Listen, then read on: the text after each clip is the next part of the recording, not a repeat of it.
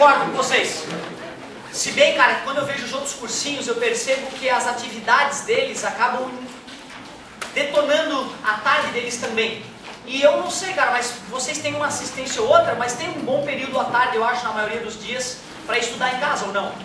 Né? O que eu vejo nos outros lugares, cara, o cara tem que ir à tarde pro colégio e continuar estudando. Não tem tempo de fazer exercício. Esse é um erro, né, grave que acontece em alguns colégios. Sobrecarregar o aluno 3 meses depois do ensino das aulas quer jogar toalha, quer desistir, né? E guarda energia, meu querido. Curte o momento que dá para curtir, porque tem que manter esse ritmo pelo menos até o final do ano. E aumentar um pouquinho, de repente, no final, né? Antes de começar com o resto da tarefa da Física E, uma lembrança do formulário que a gente trabalhou até agora. O que é isso ali? Temperatura em... Questões clássicas. Transforma... Pode falar, amigo. Tinha até um erro na somatória desse aí. A somatória da prova ia ser 5 e 7. Você substituía numa somatória, substituía por 5 DC, né? Aí o resultado dava 10 e dava 7. Mas é que eu pedia na outra escala, né? Era uma pegadinha, se não me engano. Eu pedia na outra. O resultado dava certo para uma escala, mas era na outra que eu queria. Dá uma olhadinha nisso depois, traz pra gente ver. Porque assim, isso é importante, tá, galera? Sempre que tu achar um erro de gabarito, onde lá for, tu tem que vir se informar. Quando o pessoal veio reclamar o gabarito, eu fui lá no Arnon, peguei as provas todas, peguei os e-mails que eu mandei pra ele e conferi. E a gente viu que tava tudo certinho. E aí ele trocou o gabarito aqui embaixo. Depois de um tempo ele trocou. E é importante tu ficar ligado, porque às vezes ele trocou o gabarito e tu nem viu que ele trocou. Certo? Então é importante prestar atenção e questionar. Um outro colega veio me dizer que no simulado estava com erro em uma das questões. Certo? Isso eu recebi agora, essa informação. No final da tarde eu já vou falar com o Arnon e vou investigar também. Certo? Obrigado pelo toque. Pessoal, quando a gente vai falar em escala termométrica, é bom lembrar algumas características, né? Transformar de uma temperatura para outra temperatura, fórmula. Quando é variação de temperatura? Regra de 3. Se for probleminha, como o amigo estava citando, com a informação do problema tu cria uma equação e com essa outra equação aqui, isola numa, substitui na outra. Muito carinho na hora de responder, porque a pegadinha clássica, o cara pede em Celsius e a resposta dá correta em Fahrenheit. Quando tu vai transformar para Celsius, fica errado, certo? E a última, aquela que fornece a relação em forma de gráfico ou na questão, tu faz uma tabelinha montando 2 termômetros e brinca de joelho. Beleza, assim nós vamos ter grande chance de matar o que vier de termometria. Logo depois de termometria, vimos que calor é energia térmica em movimento, que vai do quente para o frio. 3 maneiras do calor fluir. Condução, átomo a átomo, ocorre principalmente nos sólidos. Convecção, somente em fluidos. O calor ocorre devido ao movimento de massa. E irradiação ou radiação, principalmente por infravermelho, mas todo o espectro eletromagnético carrega um pouquinho de calor consigo. Beleza?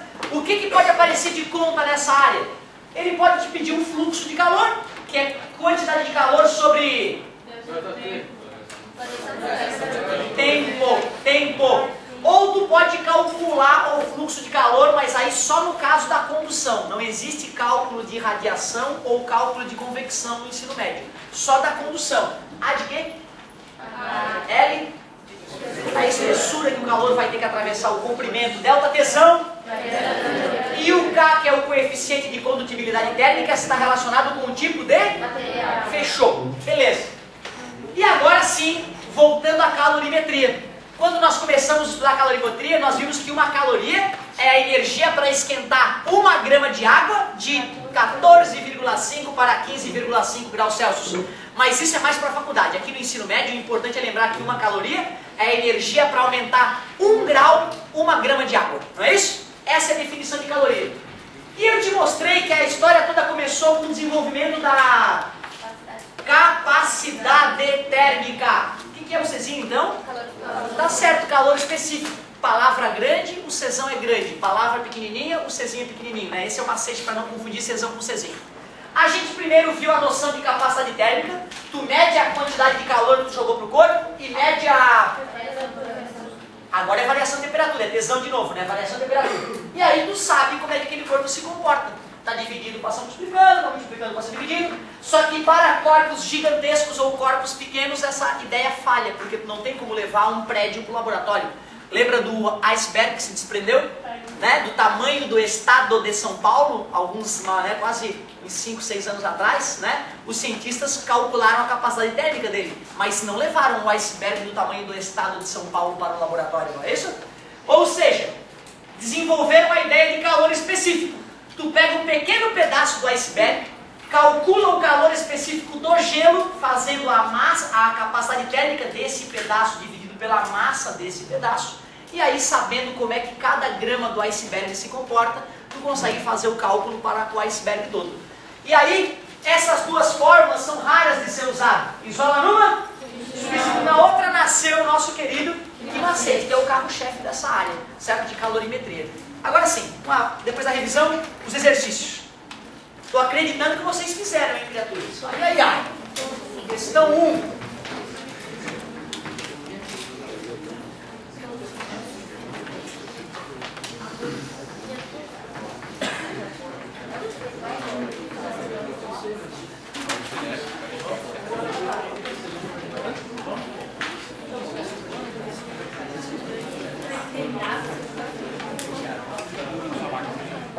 Olha que beleza! O diagrama dado representa a quantidade de calor absorvido por dois corpos, A e B, de massas iguais. M do corpo A igual a M do corpo B.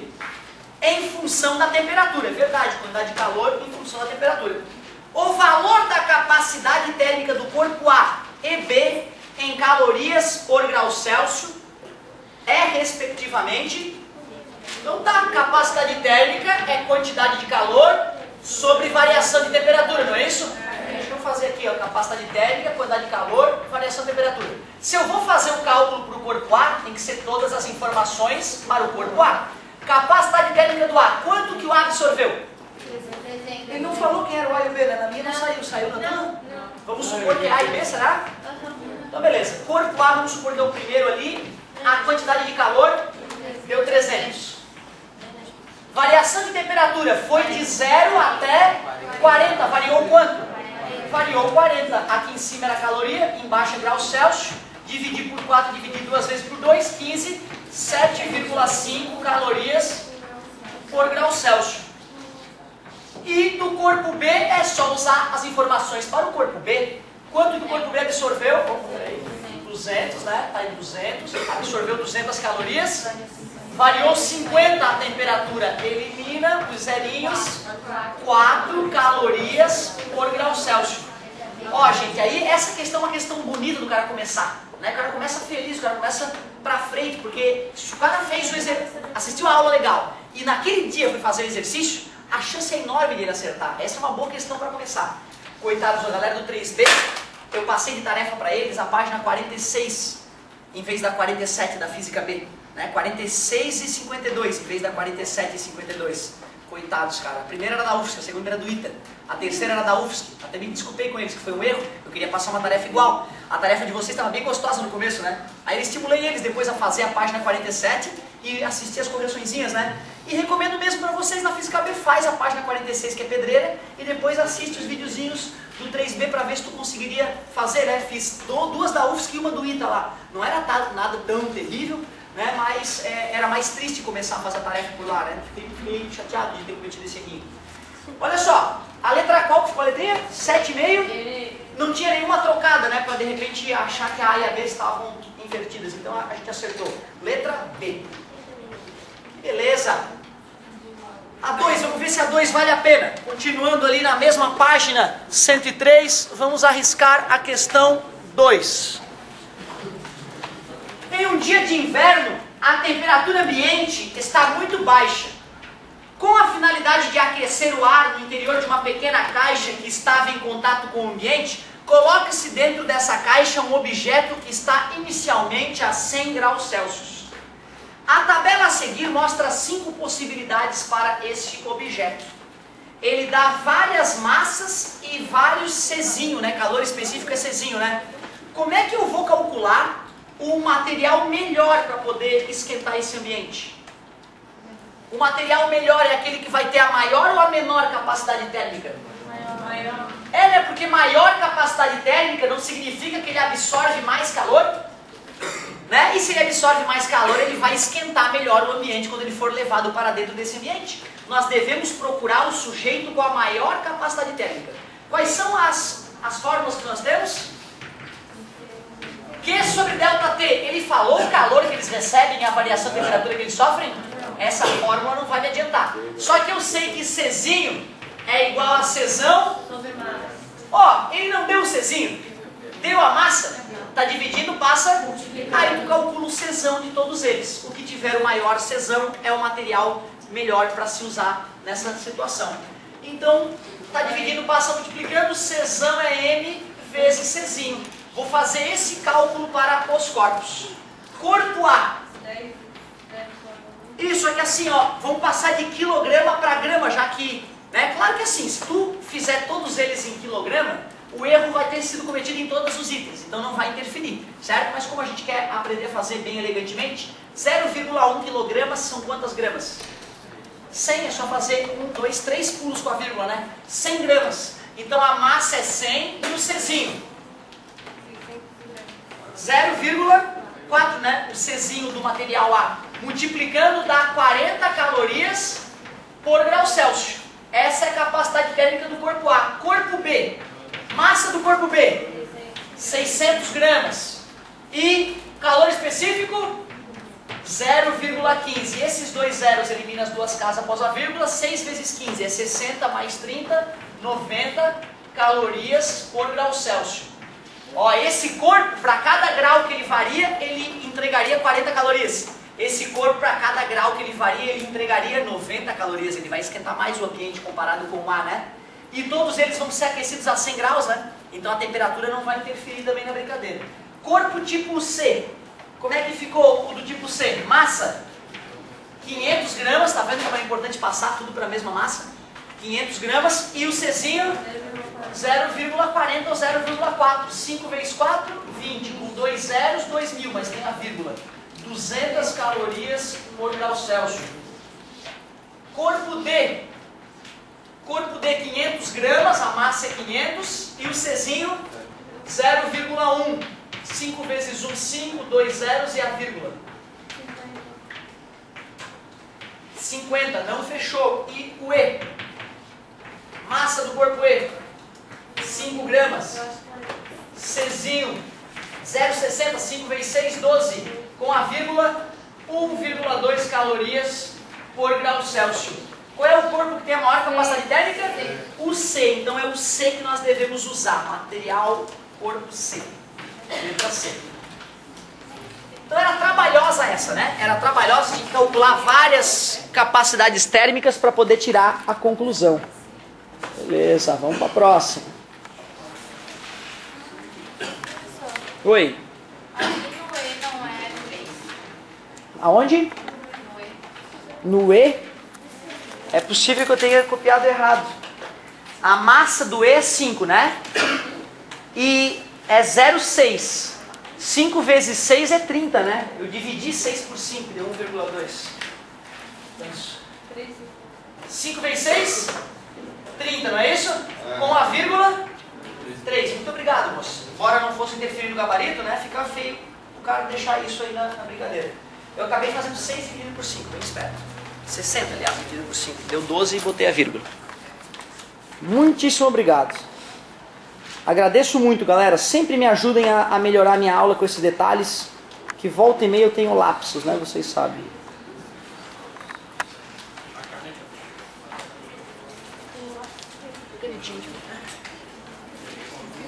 Canetinha? Tô precisando de uma.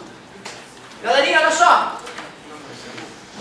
Questão 3, da página 103 ainda. A substituição dos materiais naturais pelos centros urbanos provoca mudanças nas características da atmosfera local. A substituição dos materiais naturais pelos centros urbanos provoca mudanças nas características da atmosfera local. Faz sentido. Por isso, podemos observar o aumento da temperatura nos grandes centros. Fenômenos chamados de ilha de calor. Uma das causas responsáveis pelas ilhas de calor está na propriedade térmica dos materiais urbanos. O calor é rapidamente absorvido durante o dia, mas facilmente liberados durante a noite, gerando uma grande amplitude térmica. Considerando o texto sobre ilha de calor, é correto afirmar que as substâncias constituintes dos materiais urbanos, letra A, têm em sua maioria calores específicos de baixos valores. Galera, quem é que... O cara que demora a esquentar e demora a esfriar é um cara que tem alto Czinho, porque ele exige mais energia para aumentar um grau e tem que liberar mais energia para esfriar um grau. Tudo bem? Materiais de baixo Czinho esquentam rápido e esfriam rápido, não é isso? Ele exige menos energia para esquentar e libera menos energia para esfriar. Um exemplo de material de baixo Czinho são os metais de maneira geral. Uma panela de alumínio, por exemplo, vazia. Meu Deus, ela esquenta na hora quando bota no fogo. E tu tirou ela do fogo, dá 5 minutos, pode botar a mão nela, não vai mais te queimar. Em compensação, uma panela cheia d'água, meu querido, ela demora para esquentar no fogo. Não é isso? Porque o Czinho da água, agora, junto com o do alumínio, né? Certo? Já sofreu modificação. Quais são as regiões que sofrem maior variação de temperatura na natureza? As regiões desérticas ou as ilhas? Claro, porque a ilha está cercada de água e a água que tem um alto Czinho, por incrível que pareça, o Czinho da água é 1, né? É um Czinho alto comparado com os demais, certo? E o deserto, que é feito de silício, que tem um Czinho baixo, então esquenta muito durante o dia. E então tu pode comparar o centro urbano, pelo que ele falou, com um deserto, né? Não é isso? Feito de um material de baixo Czinho, de baixo calor específico. Mas vamos ver as outras, né? Na letra A ele disse, tem em sua maioria calores específicos de baixos valores. Faz sentido. Mas vamos ver as outras também. Tem em sua maioria calores específicos de altos valores. Aí seria como ter água. E na região onde tem água, a variação de temperatura é pequena. Não. São todos excelentes isolantes térmicos. Ou se fosse um isolante térmico, né, cara? Teoricamente ele deveria demorar a esquentar, não é isso? Se ele fosse um bom isolante térmico, deveria demorar a absorver o calor quando o sol atinge as superfícies. Não. São todos péssimos isolantes térmicos. Aí é que tá. O importante nesse fato não é também ser isolante ou não isolante. É o Czinho que determina isso, né? Certo? Se ele fosse um péssimo isolante térmico, o que aconteceria se for um material totalmente ruim de isolar? A gente até perceberia que de fato esfriaria muito rápido. Mas aí, meu amigo, não é tão rápido assim, né? Acabou o sol, passa 1 hora, já está tudo frio. É isso que seria um péssimo isolante térmico, perde o calor voando. E se tu vai no asfalto depois, mesmo às 7 horas da noite, quando o sol já não está batendo, tu bota a mão no asfalto, tu vê ele ainda morno. Então não dá para dizer que é um péssimo isolante térmico, certo? Não é isso que explica. São todos péssimos isolantes térmicos? Não, são todos excelentes condutores elétricos. Nada a ver, né, cara? Elétrico, não estamos estudando um efeito elétrico, estamos estudando um efeito térmico, não é isso? Então, o que explica tem em sua maioria calores específicos de baixos valores. Confirmamos que a letra A é a que responde mais corretamente a questão 3. Professor, tem que explicar por que não pode ser a letra C? Claro. Se fosse um ótimo isolante térmico, ele ia demorar um monte a esquentar, certo? Se o asfalto, por exemplo, fosse um ótimo isolante térmico, o calor não ia conseguir penetrar no asfalto direito. Ele ia demorar um monte a esquentar e, chegando no final do dia, ele já não estaria quente, né? E aí, então, esfriaria relativamente devagar, com pouco calor que absorveu, certo? Beleza? Então, vai demorar a esfriar e vai demorar a esquentar e vai demorar a esfriar. Concordas comigo? E ele disse no enunciado que era o contrário. Esquentava rápido e esfriava rápido. E o que eu achei bacana nessa questão, quando eu olhei ela, não dava nada para ela. O que eu achei bacana na hora que ele colocou excelente isolante térmico e péssimo isolante térmico. Ele induz o aluno a achar que se uma está certa, a outra está errada. Não é? É isso que eu achei bonito. E ali não, ele queria fazer uma pegadinha, que o importante não era o fato de ser ou não isolante, era o fato de como ele esquenta ou como ele esfria. Tem a ver com um Czinho, calor específico. Certo? Bonita a pergunta. 4. Já que estamos aqui, né? Já que estamos aqui, vamos fazer a 4 ali. Quando dois corpos de massas iguais, porém de substâncias diferentes, recebem a mesma quantidade de calor, podemos afirmar que sofre maior variação de temperatura aquele que tem menor calor específico. É, né, menor calor específico, exige menos energia para esquentar. Mas só filosofando eu acho que fica difícil. Vamos montar uma equação e raciocinar? Q igual a M vezes C vezes ΔT. Ele quer analisar o quê? Variação de... Eu vou isolar o ΔT, está multiplicando, passa... ΔT fica Q sobre M vezes Czinho.